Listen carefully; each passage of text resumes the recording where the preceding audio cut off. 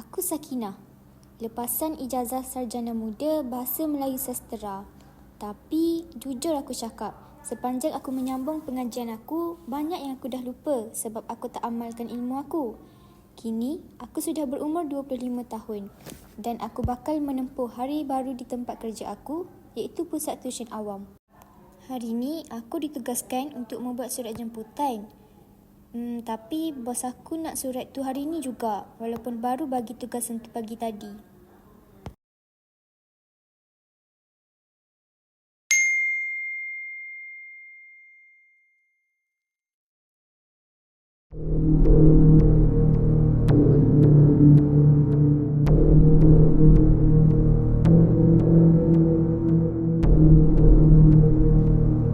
Astaghfirullahalazim, banyak betul kesalahan.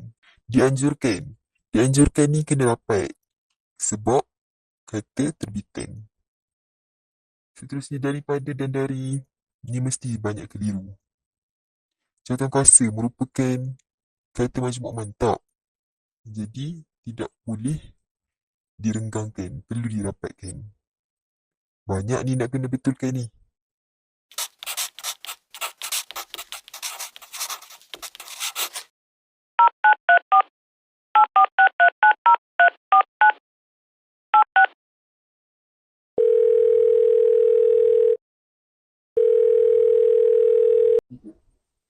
Assalamualaikum. Saya ialah hantu bahasa, penjaga tata bahasa yang betul. Saya telah menerima satu fail yang penuh dengan kesalahan yang mencederakan mata dan merobek hati seorang pecinta bahasa seperti saya. Betul tu? Eh, kurang faham? Kurang faham ialah ungkapan yang salah. Sepatutnya saya tidak faham ataupun saya kurang jelas. Lihat, inilah sebabnya saya menelefon awak. Boleh saya tahu siapa yang menaiknya? Aduh, nampaknya saya perlu mengajar awak serba sedikit. Baik,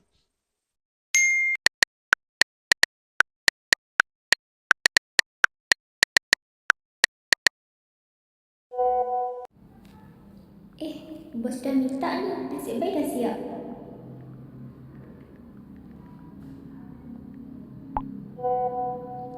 Siapa pula cik aku ni? Marah-marah pula. Macam mana dapat surat jemputan ni? Bagaimana awak menjadi setiausaha selesaikan masalah seteruk ni?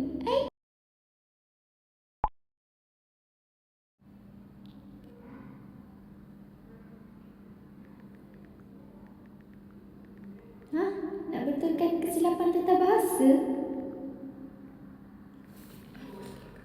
Aku salah kat mana?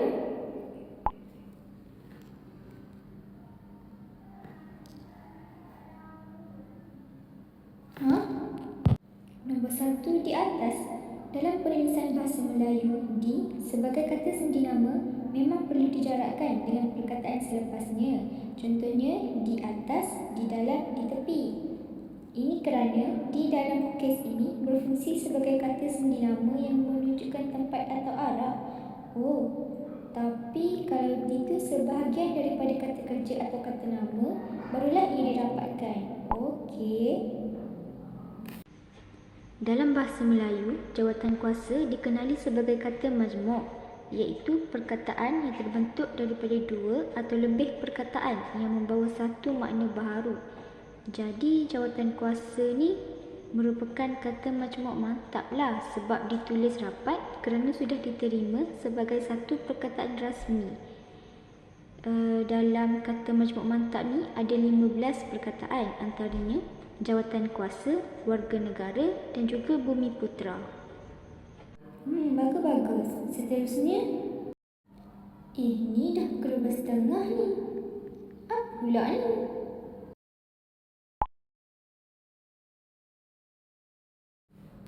Yang keempat dianjurkan, dalam bahasa Melayu, imbuhan seperti di, imbuhan awalan ini mesti bersambung terus dengan kata dasar.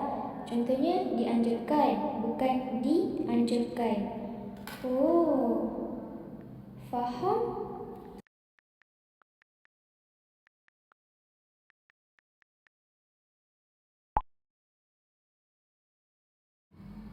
Yang kelima UKM. Rasa macam dah betul.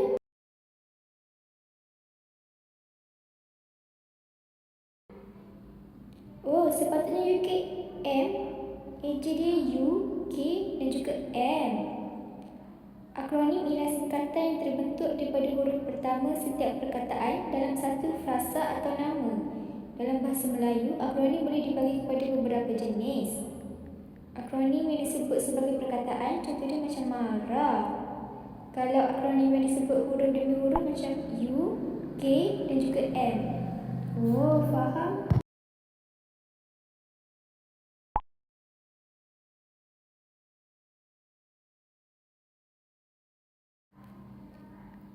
Kesalahan yang sering dilakukan. Apa benda? Keenam, para pelajar-pelajar. Bukan betul ke? Nak marah aku pula dah. Kesalahan kata ganda para pelajar-pelajar. Kesalahan dia, penggunaan para pelajar-pelajar adalah salah kerana terdapat pengulangan yang tidak diperlukan. Maksudnya lewah lah ni. Jadi pembetulan ayat dia para pelajar sahaja. Faham? Kalau pelajar-pelajar miskin dan anak yatim, betul ke? Pelajar-pelajar ialah kata ganda penuh yang menunjukkan lebih daripada seorang pelajar. Miskin dan anak yatim ialah keterangan tambahan yang menerangkan kumpulan pelajar tersebut. Masih betul sebab tak ada unsur pengulangan. Faham?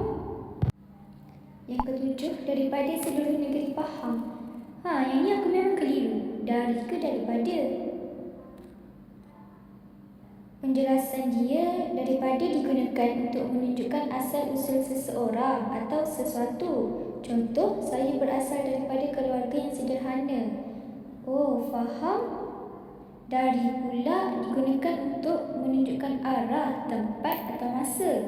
Contoh, dia datang dari Kuala Lumpur. Dalam konteks ayat asal ni, seluruh negeri faham merujuk kepada tempat asal pelajar. Jadi, dari lebih sesuai digunakan berbanding daripada. Faham?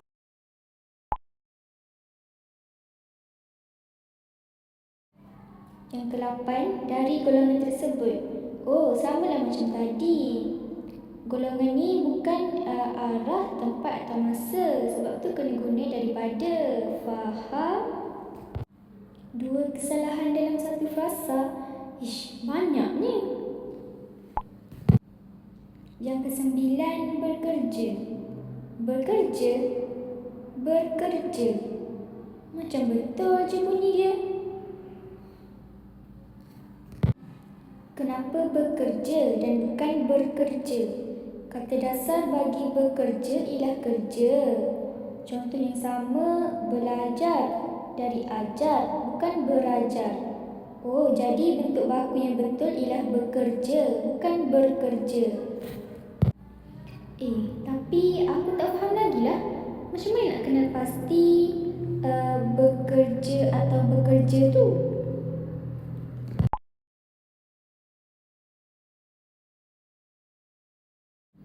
Biasanya, perkataan yang mengandungi ER seperti kerja serta akan menggunakan pembuahan ber sebab lebih gramatis dan juga tepat. Senang je. Lagi satu apa?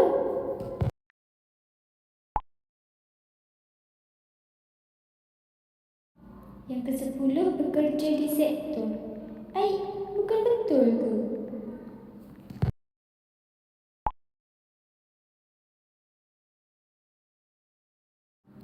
Dalam ayat asal, sebahagian daripada mereka telah bekerja di sektor awam dan bidang profesional. Perkataan bekerja di hanya sesuai jika merujuk kepada lokasi atau tempat tertentu seperti dia bekerja di Kuala Lumpur, dia bekerja di sebuah syarikat antarabangsa. Tetapi apabila merujuk kepada bidang atau sektor, kita perlu gunakan bekerja dalam. Jadi, dia bekerja dalam sektor awam, dia bekerja dalam bidang profesional. Oh, pembetulan yang betul. Sebahagian daripada mereka telah bekerja dalam sektor awam dan bidang profesional. Oh, silap sikit je ni.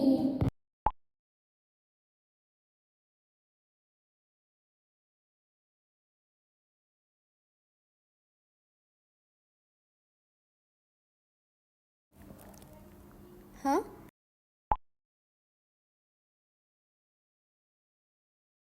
Sebenarnya masih banyak kesalahan tata bahasa yang boleh diperbaiki, tetapi ini sahaja yang saya dapat bantu.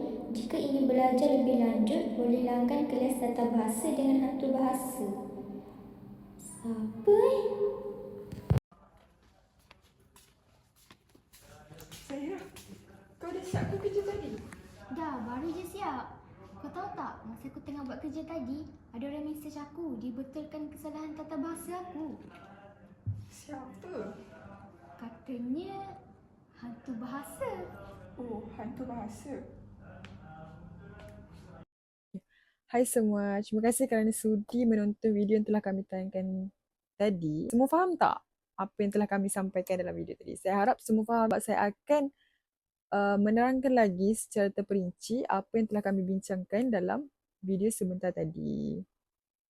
Jadi, menurut buku Kamus Dewan Tata Bahasa edisi ketiga, terdapat 4 jenis bentuk kata. Yang pertama itu kata tunggal, kata majmuk, kata ganda dan kata terbitan.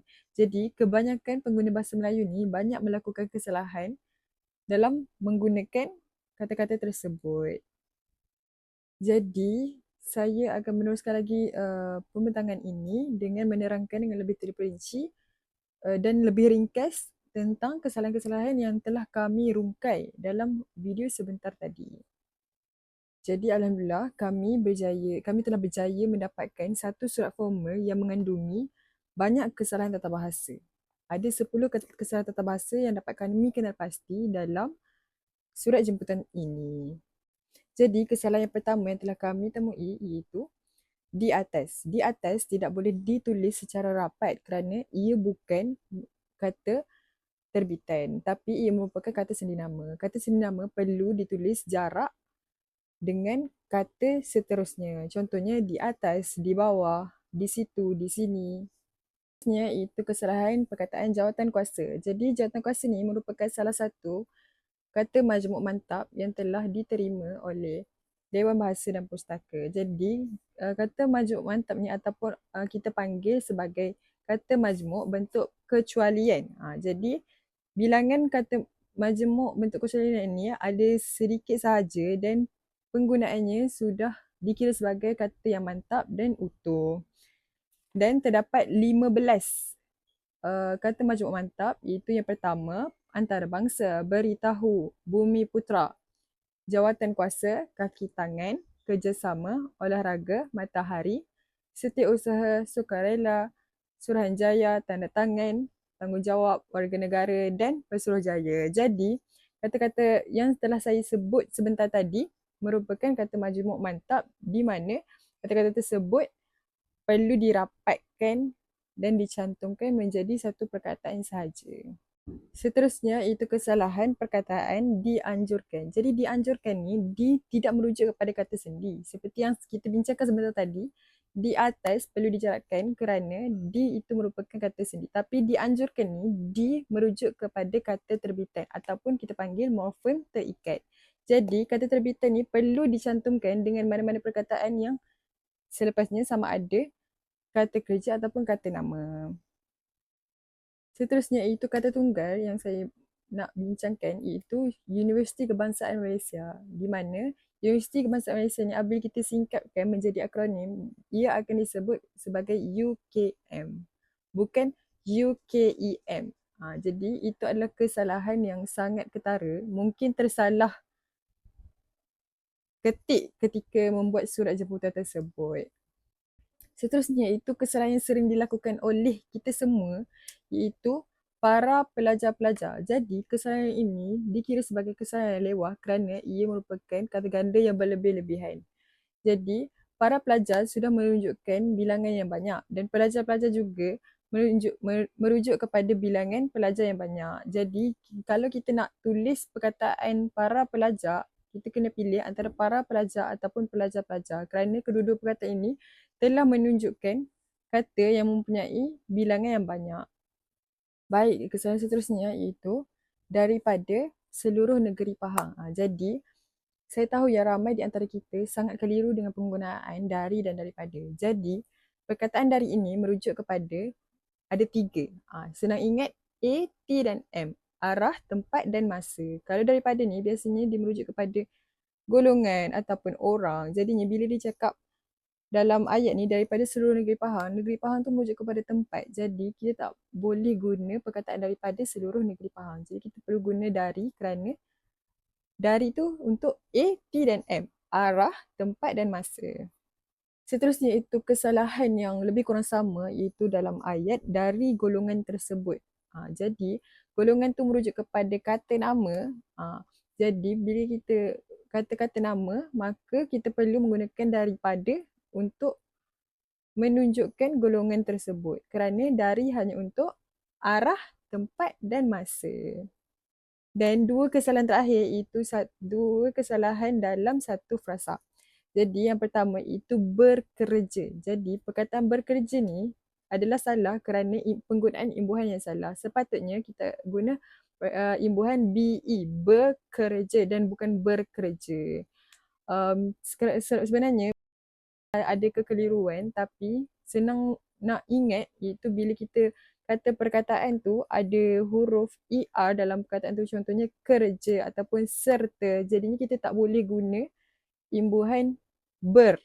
Kita kena guna ber. Beserta ataupun bekerja. Kesan terakhir itu bekerja di sektor. Jadinya perkataan di ni adalah kesalahan penggunaan kata. Itu sepatutnya kita guna perkataan dalam. Bekerja dalam sektor.